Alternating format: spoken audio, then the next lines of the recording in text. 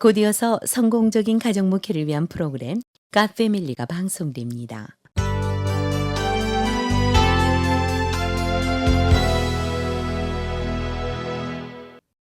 사단과의 영적인 싸움에서 꼭 필요한 태도는 자신의 능력과 경험을 의지하지 않는 겁니다.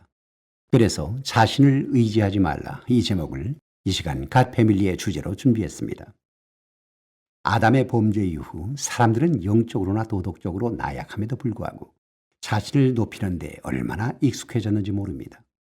그래서 자신의 판단이 잘못되었음을 알면서도 자기가 무엇이 된 것처럼 스스로를 속이면서 살아갑니다. 이것이 바로 영적인 질병이지요. 이 질병은 이기심이란 죄의 산물로서 모든 고통과 실패의 뿌리이며 하나님의 뜻에서 어긋나는 죄된 속성입니다. 이 질병을 지니게 되면 자기 스스로가 영혼의 문을 걸어 잠근 채 하나님의 은혜에 들어와 머물지 못하도록 방해를 합니다. 이처럼 하나님의 도움이 필요 없고 또 스스로를 위대하다고 믿는 사람에게는 하나님의 은혜가 머물 자리가 없습니다. 하나님께서는 이 같은 교만의 죄는 미워하시면서도 자신이 얼마나 무익한 존재인지를 깨닫는 자는 얼마나 사랑하시는지 모릅니다. 그래서 종종 하늘나라의 씨앗을 이 무익한 사람들의 영혼에 뿌려서 그들 자신의 약함을 깨닫고 자신에게 의지하는 마음을 버리도록 만드시는 거지요. 그래서 어떤 때는 은혜와 내적인 깨달음을, 또 어떤 때는 예기치 못했던 고난과 시험을 사용하십니다.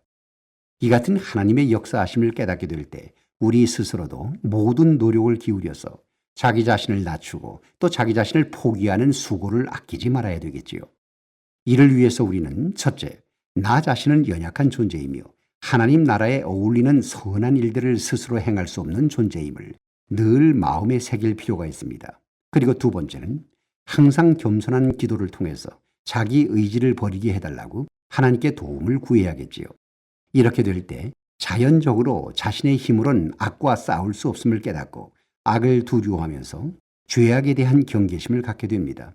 악은 종종 천사의 모습으로 다가와서 온갖 술책을 동원해서 우리의 삶 속에 스며들기 때문입니다. 그럼에도 불구하고 우리가 죄악 속에 빠졌을 때에는 세 번째로 자신의 나약함을 즉시 받아들이고 죄에 대해서 회개해야 되겠지요. 하나님께서는 종종 의도적으로 우리를 실족해 하시고 또 우리의 연약함을 알게 하셔서 스스로를 낮추게 하시고 다른 사람에 의해서 비난받는 경험도 하게 하십니다. 그 같은 쓰라린 경험이 진정한 겸손의 기초가 되기 때문인 거지요. 그렇지만 이 같은 의도적인 고통을 하나님께서는 늘 사용하시지 않습니다. 쉽고 자연스러운 방법들이 통하지 않을 때 마지막으로 사용하시지요. 인간의 죄는 크든 작든 교만과 이기심 때문에 생겨나기 때문에 겸손한 자에게 하나님께서는 이 같은 의도적인 실패와 고통을 주지 않으십니다.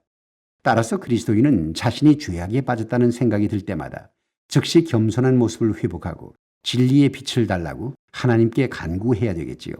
그래야만 더 깊은 죄악 속에 빠지지 않고 같은 절망을 되풀이하지 않을 것이기 때문입니다.